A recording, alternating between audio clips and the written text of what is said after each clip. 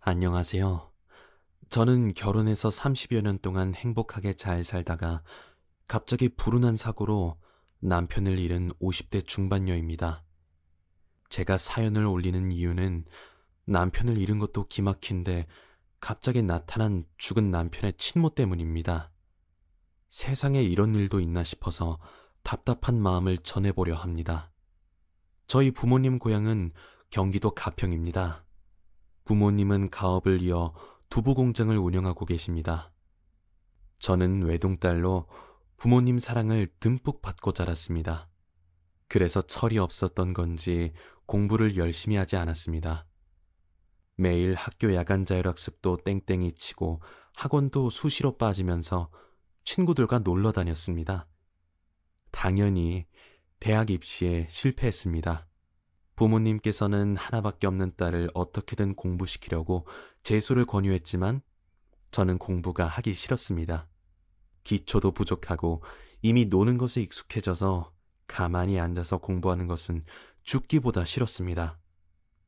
자식 이기는 부모 없다고 부모님도 포기를 하시고 제가 어느 정도 노는 것에도 지칠 때쯤 아버지께서 운영하시는 두부 공장에 나와서 사무실 일을 배우라고 하셨습니다. 저는 친구들도 대학 가서 바쁘고 슬슬 노는 것도 지겨웠기 때문에 아버지 말씀대로 두부공장 사무실에 나가서 일을 배웠습니다.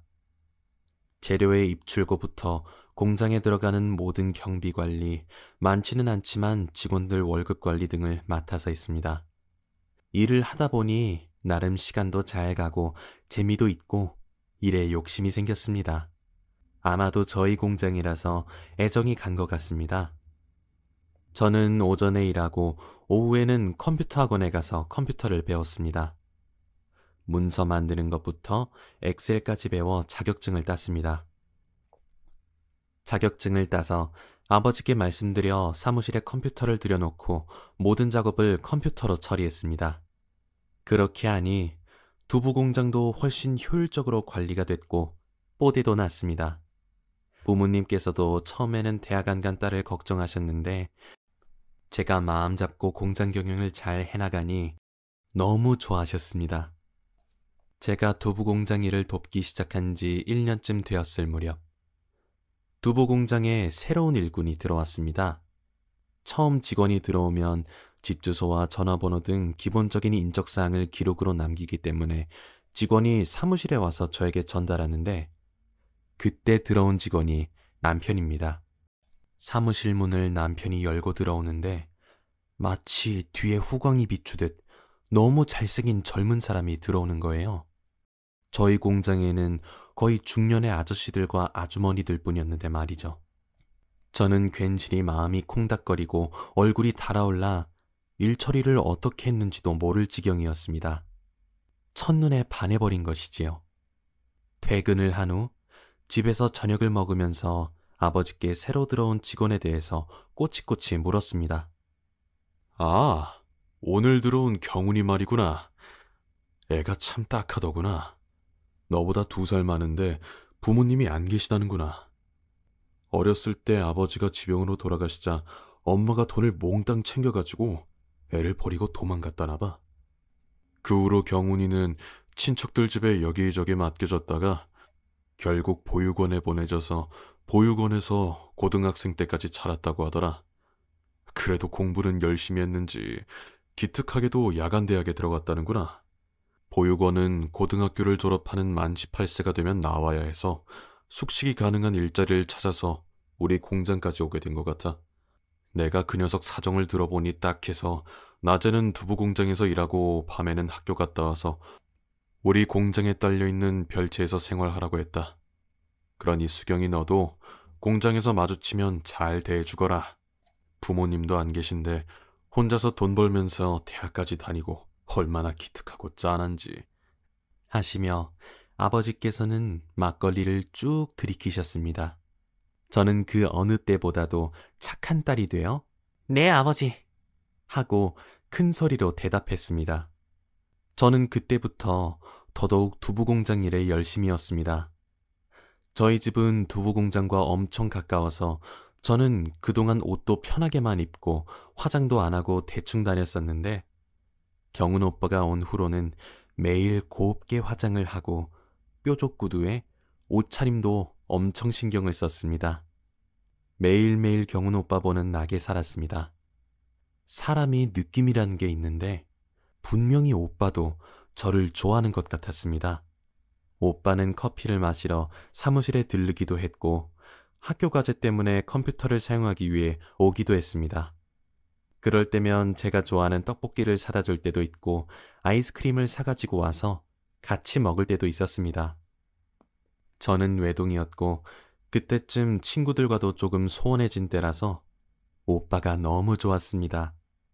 오빠도 혼자 외로운 처지였기 때문에 저를 동생처럼 예뻐해 주었습니다. 오빠가 온 지 한 달이 되어 월급날이 되었습니다.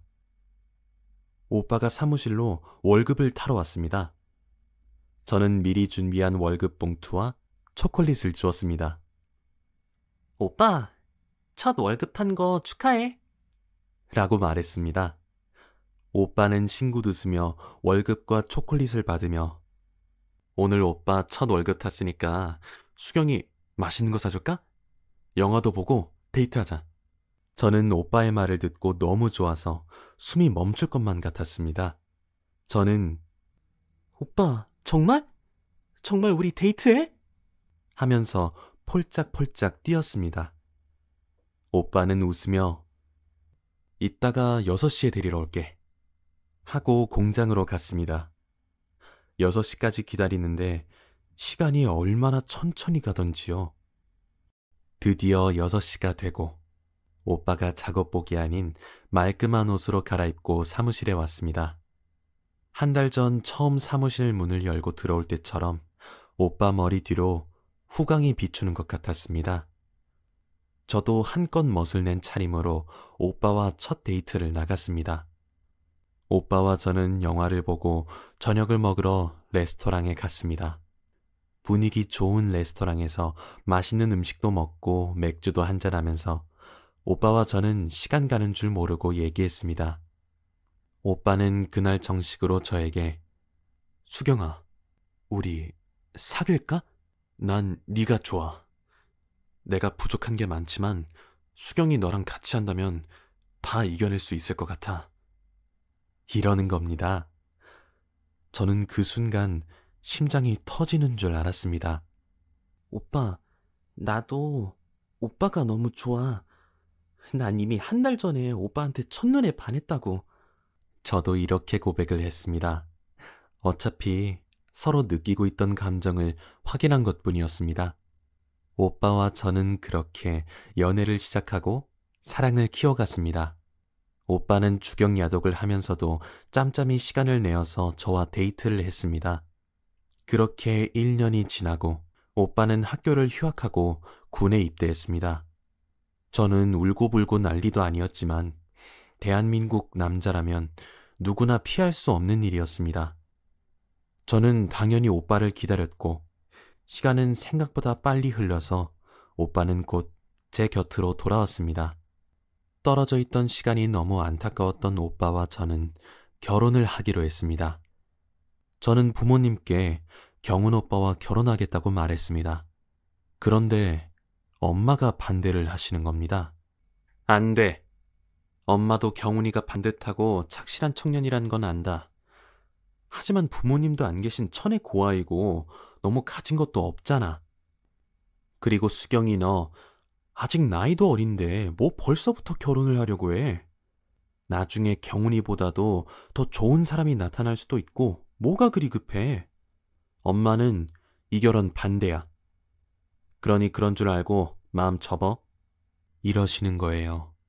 저는 예상치 못했던 엄마의 반대에 울고불고 엄마한테 사정하고 매달렸습니다. 그런데도 엄마는 요지부동이었습니다. 그런데 다행히 아버지께서 결혼을 허락하시며 엄마를 설득하셨습니다. 여보, 나도 당신처럼 경훈이가 부모님도 안 계시고 형제지간 하나 없는 건 마음에 안 들어. 하지만 어디 그게 경훈이 잘못인가? 오히려 경훈이가 부모 잘못 만나서 고생을 한 게지. 내가 경훈이 일하는 거 쭉 지켜봤는데 요즘 애들 같지 않고 성실해. 책임감도 있고 일처리도 빠르고 계속 공부를 해서 그런지 이해력도 좋고 지금 대학에서 경영학을 전공한다고 하니 우리 수경이랑 결혼해서 두부 공장을 둘이 잘 경영하면 좋을 것 같아. 우리도 자식이라고는 수경이 달랑 하나인데 수경이 시집 보내고 적적한 것보다 경훈이 대릴 사위로 들여서 데리고 같이 살면 아들 하나 생긴 것 같고 좋을 것 같아. 여보, 당신이 좀 서운하겠지만 수경이가 철이 좋다고 하니 좋은 날 잡아서 결혼시킵시다. 이러셨습니다. 아버지의 승낙으로 저는 천군만마를 얻은 것이지요. 그 후 오빠와 저의 결혼 준비는 일사천리로 진행됐습니다. 까탈 부리는 시댁도 없고 태클 거는 가족도 없으니 너무 쉬웠습니다. 오빠와 저는 엄마 아빠의 주도하에 모든 결혼 준비를 끝내고 눈부신 5월에 마침내 부부가 되었습니다. 저희는 분가하지 않고 부모님과 함께 살았습니다. 어차피 오빠와 제가 두부공장 일도 도맡아 해야 했고 부모님도 자식은 저 하나라서 그냥 같이 살기로 한 것입니다. 처음에 결혼을 반대하셨던 엄마는 오빠와 같이 살기 시작하면서 오히려 아빠보다도 오빠를 더 좋아했습니다. 오빠는 저희 부모님을 어머니, 아버지라 부르며 싹싹하게 굴었고 엄마가 만들어주는 모든 음식을 다 잘 먹었습니다. 제가 셈이 날 정도로 부모님 사랑을 듬뿍 받는 아들 같은 사위가 되었습니다. 오빠는 휴학했던 학교를 다시 복학해서 공부를 모두 마치고 본격적으로 두부공장 사업을 맡아서 있습니다. 경영학을 전공한 오빠가 두부공장을 맡아서 하니 공장도 훨씬 더 잘 되었습니다. 오빠는 새로운 상품을 개발해서 우리 공장을 다른 두부공장들과 차별화했습니다. 지역 특성을 살려서 지역에서 많이 나는 잣을 두부에 넣어 잣두부를 만들기도 하고 흑임자를 섞어 흑임자 두부를 만들기도 했습니다. 저에게는 이렇게 행복해도 되나 싶을 정도로 정말 하루하루가 소중하고 행복한 날들이었습니다. 저는 결혼 2년 차에 예쁜 딸을 낳았고 2년 터울로 아들을 낳았습니다.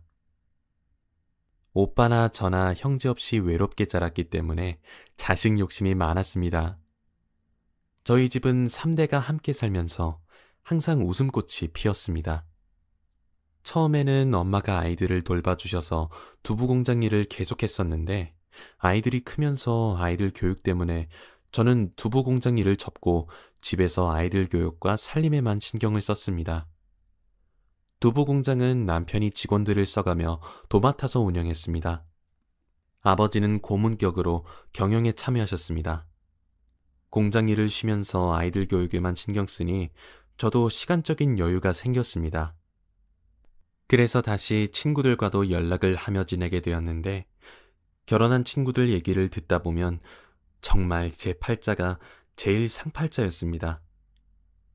친구들 대부분이 시댁 스트레스에 다 미쳐버리겠다는 겁니다. 시어머니 잔소리, 시집살이는 다만사고, 시누이들 여우질에 형제간의 재산 다툼 등 내용은 다양했습니다. 그런 거에 비하면 제 결혼 생활은 꽃길이었습니다. 남편은 외롭게 자라서인지 가정을 제일 소중하게 생각했고 늘 다정했고 애들한테도 100점짜리 아빠였습니다. 시댁이 없으니까 저는 남들이 말하는 고부간 갈등이나 명절 증후군들은 남의 나라 얘기였습니다. 남편은 제 부모님을 친부모님처럼 믿고 따르며 공경했습니다. 어느 날 저녁, 남편과 가볍게 맥주 한 잔을 하는데 남편이 갑자기 수경아, 고맙다. 너 아니었으면 난 이렇게 소중한 가정 꿈도 못 꾸었을 거야. 내 외로운 삶에 네가 등불이 돼주었어. 어릴 적에 아버지 돌아가시고 엄마가 날 버리고 도망갔다고 했었잖아. 그러고 나서 친척집을 전전하다가 우연히 엄마 소식을 알게 되었어. 그때가 보육원으로 가기 전이니까 한 초등학교 5학년쯤이었나? 너무 오래된 일이라서 기억도 가물가물하네. 그때 딱 한 번 엄마를 찾아갔었어. 정말 어린 나이에 물어물어 어렵게. 그런데 엄마가 단호하게 나를 내치시더라. 친척 집으로 돌아가라고. 내가 엄마랑 같이 살고 싶다고 사정사정 했는데도 말이야. 수경아, 정말 어이없지. 내가 부모가 되어 보니 더욱더 이해를 못하겠어. 어떻게 자식한테 그럴 수가 있는지. 난 우리 애들 없으면 하루도 못 살 것 같은데 말이야. 어떻게 그럴 수 있었을까? 남편은 그러더니 잠이 들어버렸습니다. 저는 어찌나 가슴이 아프던지요. 얼마나 어린 마음에 상처를 입었을까 싶고, 그 오랜 세월 얼마나 외로웠을까 싶고, 저는 잠든 남편을 바라보며 앞으로 내가 더 많이 사랑해주리라 마음먹었습니다. 그렇게 서로 의지하며 알콩달콩 살다 보니 어느새 30년이라는 세월이 흘렀습니다. 부부는 서로 닮아간다고 하더니 저희 부부는 눈빛만 봐도 서로의 생각을 알 정도가 되었습니다. 아이들도 너무 감사하게도 잘 자라서 딸아이는 대학을 졸업하고 서울에서 취직을 해서 독립해서 나가 살고, 아들도 서울에 있는 대학에 합격하여 누나와 함께 생활하고 있었습니다. 저희 부부는 이만하면 참 잘 살았다 싶었지요. 저희 부부는 연로하신 부모님과 함께 오순도순 살면서 주말에 오는 아이들을 기다리고, 아이들이 오면 맛있는 음식도 해먹고, 함께 지나간 시간들을 추억하고, 아이들을 통해서 요즘 젊은 사람들 얘기도 들으면서 평범하지만 소중한 삶을 이어갔습니다. 남편은 두부공장 운영을 계속 잘 해나갔고요. 그런데 생전 거짓말 한 번 하지 않던 남편이 자꾸 사소한 거짓말을 하고 저 모르게 목돈을 쓰는 걸 알게 되었습니다. 남편은 전과 다르게 걱정이 있는 사람 같았습니다. 자주 제가 모르는 약속이 있고 핸드폰이 울리면 깜짝깜짝 놀라는 거예요. 저는 남편에게 여자가 생긴 것만 같았고 너무 불안했습니다. 어느 날 남편이 저에게 또 거짓말을 하고 외출을 했습니다. 저는 작정을 하고 조심스럽게 남편을 미행했습니다. 미행을 하면서도 남편이 다른 여자와 있는 것을 목격하게 될까봐 얼마나 무서웠는지 모릅니다. 남편은 가평 시내 ATM기에서 돈을 인출하더니 어느 찻집으로 들어갔습니다. 저도 약간의 시간차를 두고 들어갔습니다. 한쪽 테이블에 남편의 뒷모습이 보였고 그 앞에는 교양이라고는 1도 없어 보이는 경박스러워 보이는 아주머니가 껌을 씹으며 앉아 있었습니다. 아주머니는 나이는 상당히 들어 보였는데 옷차림은 나이와 맞지 않게 화려하고 딱 봐도 가짜인 이미테이션 액세서리가 주렁주렁했습니다. 저는 이게 무슨 상황인지, 제가 상상한 그림은 이건 아닌데 싶어 남편 앞으로 갔습니다. 남편은 저를 보더니 깜짝 놀라 눈이 왕방울만해졌습니다. 여보, 여긴 웬일이야? 남편은 당황해서 어쩔 줄 몰라 했습니다. 저는 남편에게 당신이야말로 여기는 무슨 일이야? 이건 무슨 상황이고? 그런데 갑자기 남편 앞에 앉아있던 아주머니가 아, 네가 우리 경훈이 처구나. 내가 그렇게 경훈이한테 너 만나보고 싶다고 노래를 했는데 경훈이가 무슨 신주단지라고 안 보여주더니 오늘 딱 만났네. 난 네 시어머니다. 이러시는 겁니다. 저는 순간 머리가 하얘지는 기분이었습니다. 제가 얼이 빠져 있는데 남편이 벌떡 일어서며 제 손을 잡고 찻집을 나오며 그 아주머니에게 이제 더 이상 연락하지 마세요. 더는 돈도 해드릴 수 없습니다. 이제 와서 저는 어머니 같은 거 필요 없습니다. 그동안에도 서로 소식 모르고 살아왔으니 제가 죽어도 찾지 마세요. 저도 그렇게 하겠습니다. 라고 소리쳤습니다. 남편은 집에 와서 자초지종을 설명했습니다. 풀죽은 소리로 아까 찻집에서 본 사람이 생물학적 내 엄마라는 사람이야. 나를 버릴 때는 언제고 내가 찾아가서 같이 살고 싶다고 사정할 때도 버리더니 이제 와서 엄마랍시고 엄마 행세를 하려고 하네.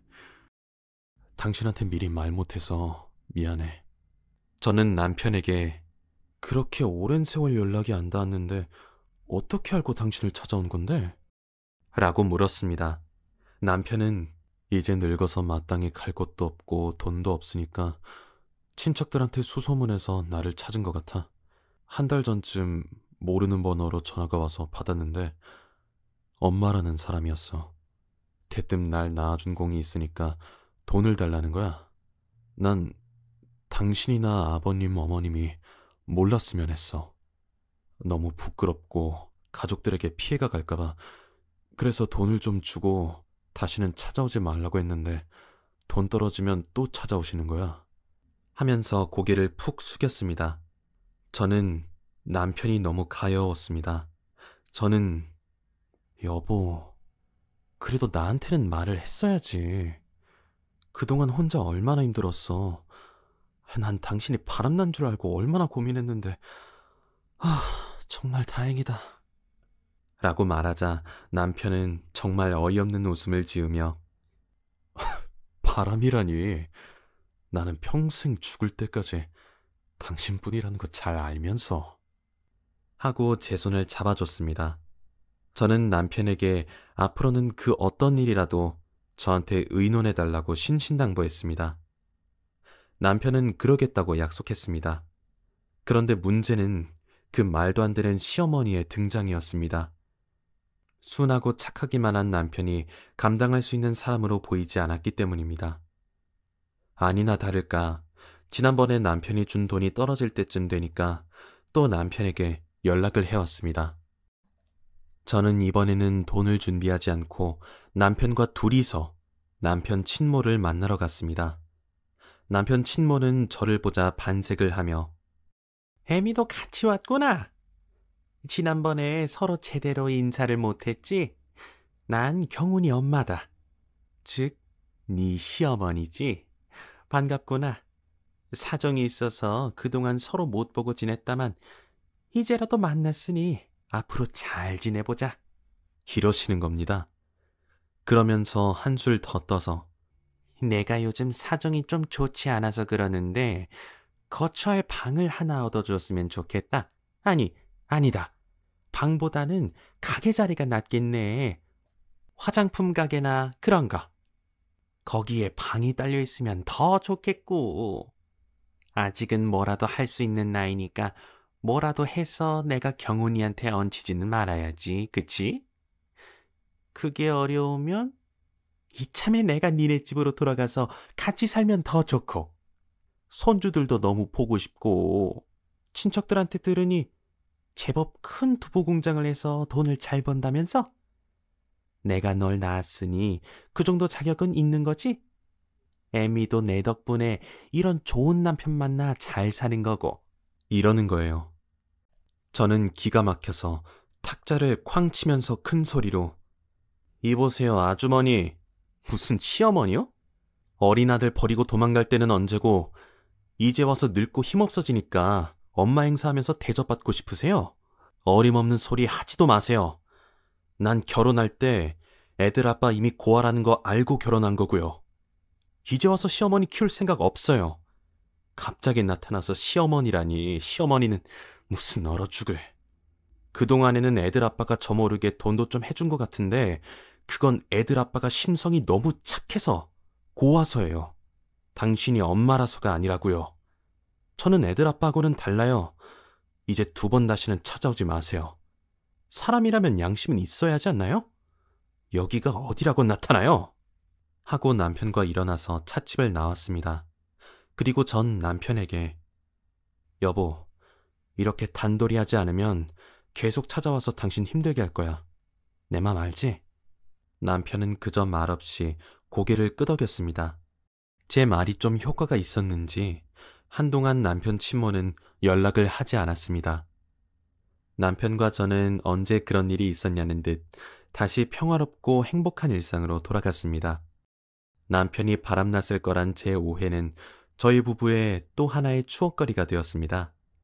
그런데 저희 가족들의 행복을 신들이 시샘한 것일까요? 지금도 그 생각을 하면 눈물이 나고 가슴이 미어집니다.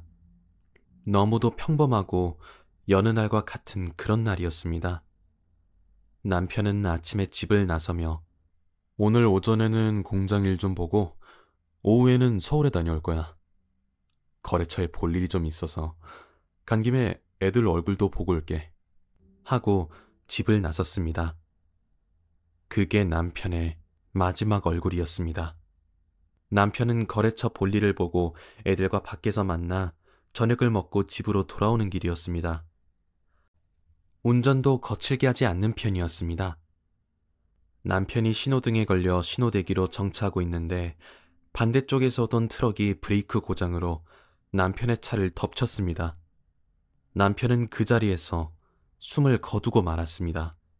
저는 남편의 사고 소식 전화를 받고 미친 듯이 병원으로 쫓아갔지만 남편은 이미 이 세상 사람이 아니었습니다.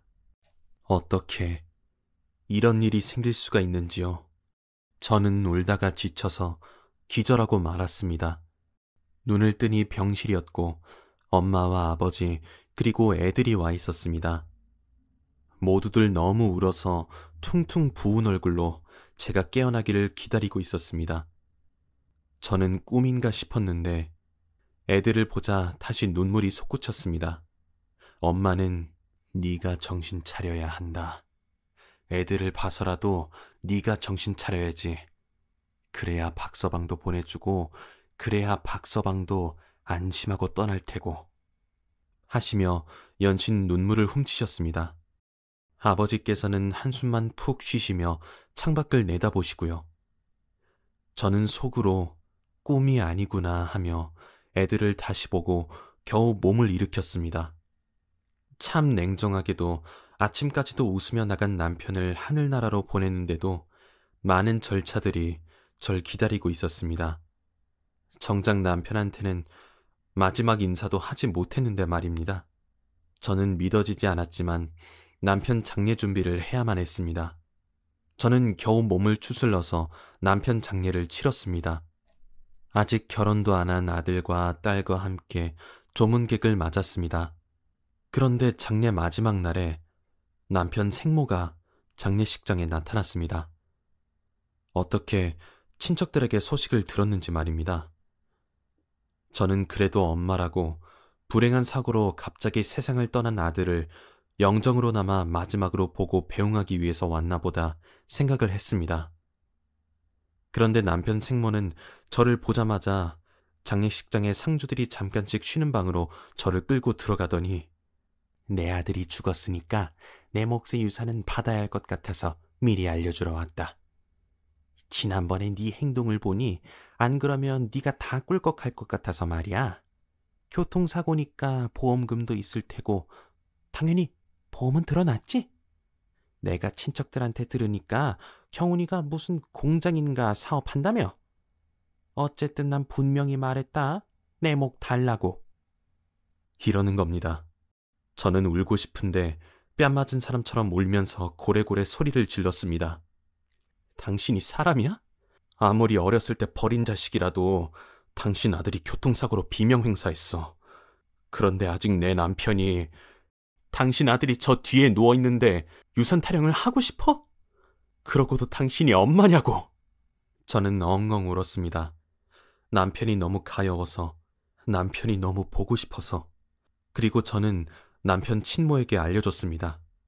그리고 법적으로 상속자는 부인인 나와 우리 애들뿐이야. 뭘 알려면 제대로 알고 와서 얘기해. 죽은 자식 앞에서도 돈밖에 모르는 흡혈귀 같은 인간아. 하고 소리치는데 방으로 아버지께서 들어오셨습니다. 조문객 받아야 한다면서요. 그렇게 남편 친모와 아버지가 만나게 되었습니다. 그런데 남편 친모는 아버지를 보자마자 헉 하고 놀라더니 손으로 얼굴을 가리며 허둥지둥 밖으로 빠져나가는 겁니다. 얼마나 다급했는지 신발을 신지도 못하고 신발을 들고 뛰어나가다가 들어오던 다른 조문객과 부딪혀 넘어졌는데도 벌떡 일어나 뒤도 돌아보지 않고 가버렸습니다. 바닥에는 남편 친모 신발 한 짝만 덩그러니 놓여 있었습니다. 아마도 신발이 떨어진 줄도 모르고 주랭랑을 친 것 같습니다. 아버지께서도 당황하시며 아니, 전현이 어떻게 여기에? 하시며 쫓아나갔습니다. 그런데 남편 친모는 이미 사라지고 없었습니다. 아버지께서는 저에게 어떻게 저 여자를 아는지, 저 여자가 남편 장례식장에는 왜 왔는지 물었습니다. 저는 그동안의 사정 얘기를 아버지께 얘기해 드렸습니다. 아버지께서는 한숨을 쉬시며 그랬구나. 저런 나쁜 사람이 경훈이 엄마였다니. 우리 사위 가여워서 어쩌누. 벌써 경훈이가 보고 싶구나. 저는 아버지께 여쭈었습니다. 아버지도 그 여자를 아시는 것 같던데 어떻게 아시는 거예요? 아주 오래전에 잠깐 만난 사이였다. 대학 입학을 앞두고 잠깐 만났는데 나한테 부모님 약값이 필요하다고 거짓말을 하고 내 대학 등록금을 잠깐만 빌려달라더니 그 길로 사라졌단다. 지금처럼 말이지. 아, 참. 그런데 경훈이 엄마였다니 정말 이런 인연도 다 있구나. 사람은 나이가 먹어도 절대 변하지 않나 보구나. 자식을 버려놓고 그 자식이 죽은 마당에 며느리한테 와서 유산 타령이라니. 사람이 아니다. 인두겁을 쓴 악마 같으니라고. 나를 보고 갔으니 다시는 너를 찾아와 괴롭히지는 못할 거다. 하시는 겁니다. 그렇게 아버지와 이야기를 끝내고 저는 내일 새벽에 있을 남편 발인 준비를 했습니다. 다음 날 남편을 가평저의 산소에 안장하고 나니 남편이 내 옆에 없다는 것이 실감이 났습니다. 저는 한동안 아무것도 하지 못하고 가만히 집에서 남편과 함께했던 시간들을 추억하며 지내고 있었습니다. 그런데 남편 친척으로부터 한 통의 전화가 걸려왔습니다. 남편 친모가 사망했다는 겁니다. 그냥 알려줘야 할 것 같아서 전화한다면서요. 저는 어떻게 된 일인지를 물었습니다. 남편 친모는 남편 장례식장에 왔다가 간 그날 저희 아버지를 보고 놀라서 주랭랑을 치다가 무단횡단을 했고 무단횡단하는 남편 친모를 못 본 자동차가 남편 친모를 치어서 교통사고가 났다는 겁니다. 경찰에서는 나타나는 가족이 없고 소지품에도 가족에 대한 단서가 없어서 무연고 사고사 처리로 이미 화장을 했다는 겁니다. 나중에야 친척도 사고 소식을 들을 수 있었다고 합니다. 저는 수화기를 내려놓으며 한동안 아무 생각도 할 수 없었습니다. 그렇게 남의 등쳐먹고 자식까지 버리면서 악랄하게 살더니 결국 슬퍼해주는 사람 하나 없이 세상을 뜨고 만 것입니다. 아니면 마지막으로 엄마 노릇하려고 아들하고 동행한 것일까요? 그러면 남편이 조금은 덜 외로울까요? 어쩌면 그 뻔뻔한 성격으로는 저 세상에서 남편을 만나더라도 자신의 죽음을 남편 탓으로 돌릴지도 모르겠습니다. 저는 아직도 남편이 그립습니다. 부디 하늘나라에서 남편이 편히 쉬기를 기원합니다. 남편은 평생을 착하고 바르게 살았으니 편히 쉴 수 있을 것이라고 위로 한마디를 청하며 사연 마치겠습니다. 들어주셔서 감사합니다.